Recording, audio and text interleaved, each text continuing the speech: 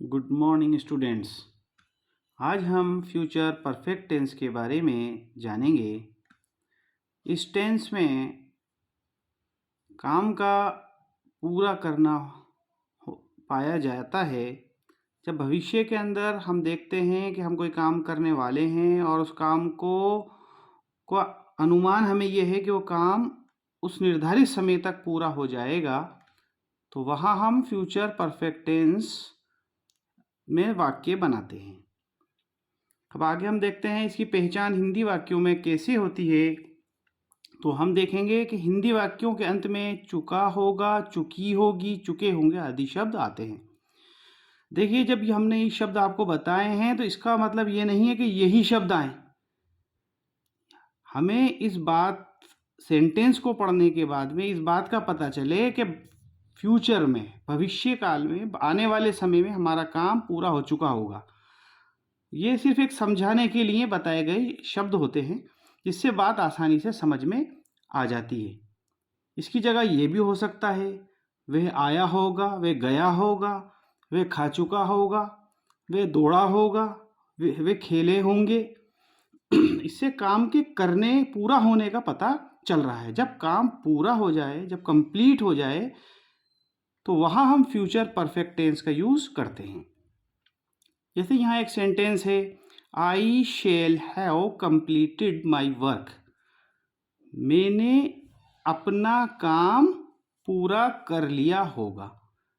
अभी करा नहीं है, अनुमान है कि फ्यूचर में, आने वाले टाइम में, कमिंग टाइम में उस काम को मैंने पूरा कर लिया होगा। जब तो यहाँ पे हमें ध्यान रखना है कि यहाँ हेल्पिंग वर्ब विल शेल आएगी, और जब परफेक्ट टेंस है तो यहाँ पे हमें एक्स्ट्रा में हमें हैव इसमें जुड़ेगा। हैव का हमें ध्यान रखना है। ये एक एग्जाम्पल था। अब हम इसके पैटर्न को भी समझेंगे आगे। एक एग्जाम्पल हम हिंदी में देखते हैं, हम मैच जीत चुके होंगे। अब ज़रूरी थोड़ी है यहाँ पर चुके होंगे ही आए, हमने मैच जीत लिया होगा, ये भी हो सकता है। तो ये सिर्फ एक समझाने के लिए लिखा जाता है कि चुका होगी, चुके होंगे। इसको हम परमानेंट इस बात से नहीं माने कि चुका होगा आएगा तभी होगा। देखो, चुका होने से तो सिर्फ इस बात का पता चल रहा है कि ये काम आने वाले समय में पूरा हो गया होगा। अब इसके अंदर इसका हम एफर्मेटिव सेंटेंस बनाते हैं तो हम देखेंगे, हमने बनाया वी, सब्जेक्ट लिखा हमने वी, उसके बाद हेल्पिंग वर्ब लिखेंगे शेल हैव। देखो, मैंने आपको पिछले जो फ्यूचर टेंस पढ़ा है, फ्यूचर इंडेफिनिट, फ्यूचर कंटिन्यूअस, उसमें बताया था कि आई और वी के साथ शेल आता है, बाकी सभी के साथ विल आएगा। वही नियम यहाँ पर है, बस इस बात का ध्यान रखना है, परफेक्ट टेंस में सभी के साथ हैव लगाना है। तो ये वी शेल हैव, वर्ब की थर्ड फॉर्म आ जाएगी won the match. We shall have won the match, हम मैच जीत चुके होंगे, या हम यूं कह सकते हैं हमने मैच जीत लिया होगा। जब हम इसका नेगेटिव बनाएंगे तो नेगेटिव के लिए मैंने आपको एक नियम बता रखा है कि नॉट हमेशा हेल्पिंग वर्ब के बाद आएगा। अब यहाँ पर मेन हेल्पिंग वर्ब क्या है, हमारी शेल, तो शेल के बाद हमने यहाँ पर नॉट लगा दिया है। ऐसा नहीं है कि हम यहाँ पे पूरा शेल हैव के बाद लगाएं, क्योंकि मैंने यहाँ पर पूरे को इसको मैंने एक साथ लिख रखा है शेल हैव, तो आप इसको सोचेंगे पूरी ही हेल्पिंग वर्ब है। देखिए, ये परफेक्ट टेंस है तो आप इसको यूँ समझ लीजिए कि परफेक्ट टेंस में है। देखिए, आपने पढ़ा था प्रेजेंट परफेक्ट पढ़ा था, तो उसमें क्या आया था, उसमें हैव था। तो यहाँ ये परफेक्ट टेंस है तो इसमें भी हैव है। अब जब इसका नेगेटिव बना रहे हैं, शेल और हैव, इनके बीच में हमें दूरी कर देनी है और इसके बीच में नोट लिख देना है। बस इतना सा पैटर्न बना, नया पैटर्न बन गया नेगेटिव का। तो ये हो जाएगा we shall not have won the match, हमने मैच नहीं जीता होगा। उसके बाद हम इसका इंट्रोगेटिव बनाएंगे, तो जो हेल्पिंग वर्ब हमें दी जाएगी विल या शेल, उसको पहले लिख देंगे। तो ये पहले आ जाएगा शेल, उसके बाद सब्जेक्ट आ जाएगा वी, उसके बाद हैव आ जाएगा, फिर वर्ब की थर्ड फॉर्म आ जाएगी, उसके बाद द मैच आ जाएगा। Shall we have won the match, क्या हमने मैच जीता होगा। उसके बाद हम देखते हैं इंट्रोगेटिव प्लस नेगेटिव। ये बिल्कुल इंट्रोगेटिव की तरह है, बस हमें ये ध्यान रखना है कि सब्जेक्ट के बाद में हमें हेल्पिंग नॉट लगाना है। देखिए, shall we not have won the match, क्या हमने मैच नहीं जीता होगा। इसी चीज को हम जो है आगे देखेंगे। ये जो शेल है, इस शेल को हम नोट के साथ अगर लिखेंगे तो ये शैंट पढ़ेंगे इसको। Shan't we have won the match, क्या हमने मैच नहीं जीता होगा।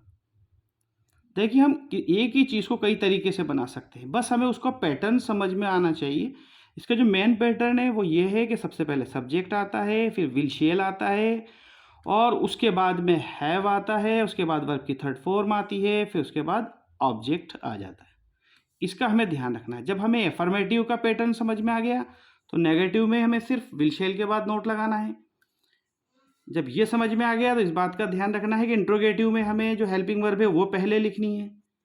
जब ये समझ में आ गया तो ये ध्यान रखना है कि इंट्रोगेटिव नेगेटिव में हमें नोट को या तो सब्जेक्ट के बाद लिखना है या फिर नोट को हेल्पिंग वर्ब के साथ जोड़ करके शॉर्ट फॉर्म में लिखना है।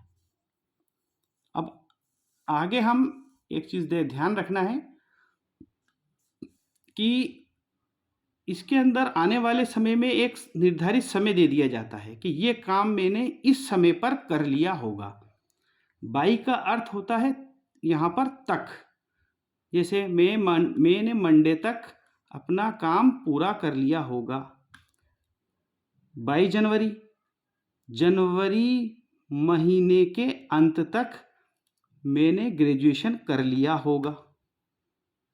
बाई फरवरी महीने तक मैंने अपनी सभी इंस्टॉलमेंट जमा करा दी होंगी। या फिर ये सेंटेंस इस तरह भी हो सकता है, बिफोर प्लस टाइम करके, क्या बिफोर के पहले बाद में हमें टाइम लिख दें,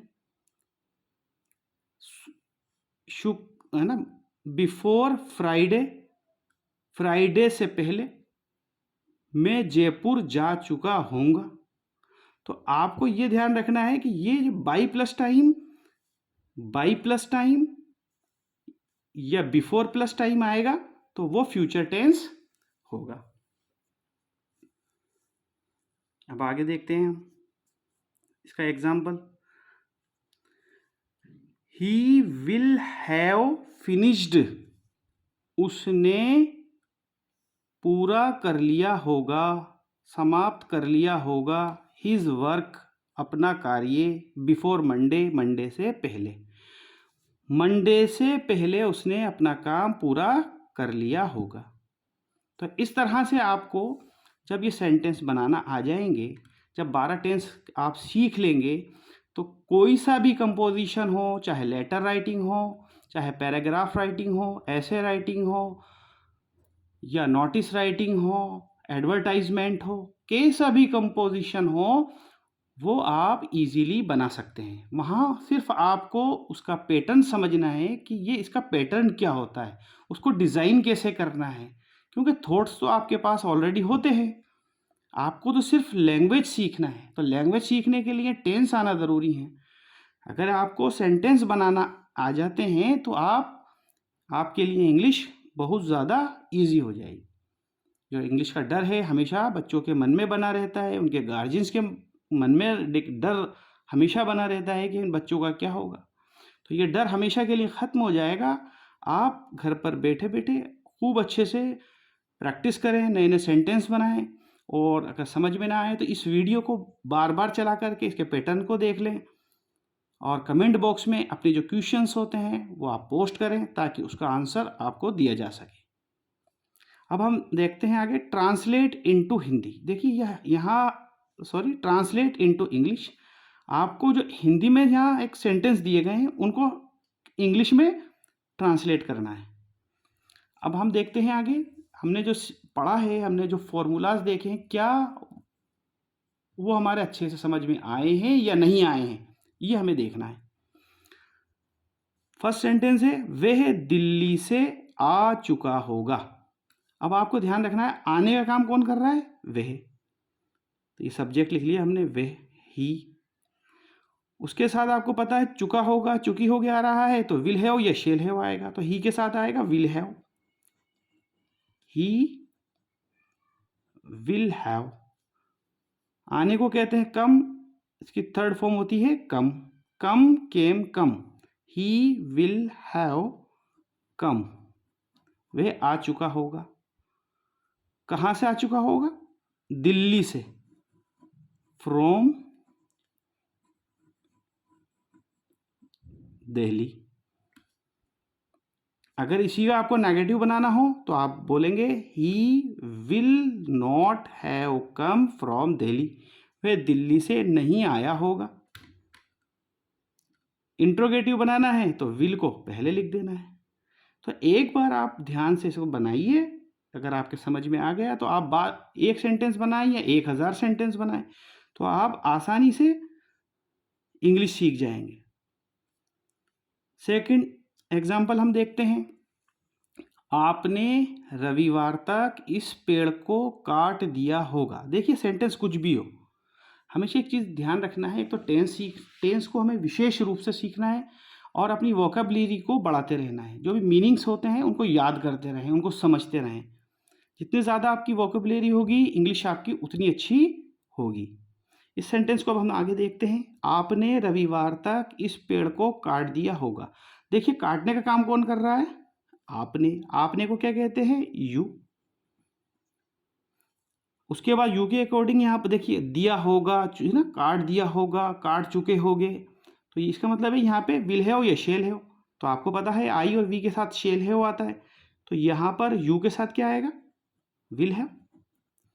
यू विल हैव। काटने को कहते हैं कट। थर्ड फॉर्म क्या होती है? Cut. Cut cut cut. First form cut, second form cut, third form cut. You will have cut, आपने काट दिया होगा। दिस ट्री, इस पेड़ को। रविवार तक, बाई संडे, आपने संडे तक इस पेड़ को काट दिया होगा। थर्ड एग्जाम्पल है, अक्षय ने एक कार खरीदी होगी या अक्षय एक कार खरीद चुका होगा।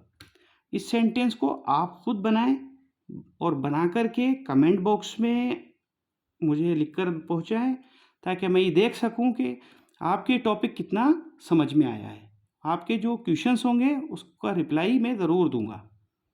तो ये आपके लिए है और इसको कमेंट बॉक्स में इसका आंसर ज़रूर दें। मैं आशा करता हूं कि ये टॉपिक आपके अच्छे से समझ में आया होगा। आप इसको लाइक शेयर करें और अपने जो क्वेश्चंस हैं, आपकी जो डाउट्स हैं, उसको मुझे कमेंट बॉक्स में पहुंचाएं और चैनल को सब्सक्राइब करना ना भूलें और ज़्यादा से ज़्यादा इसको शेयर करें। Thank you.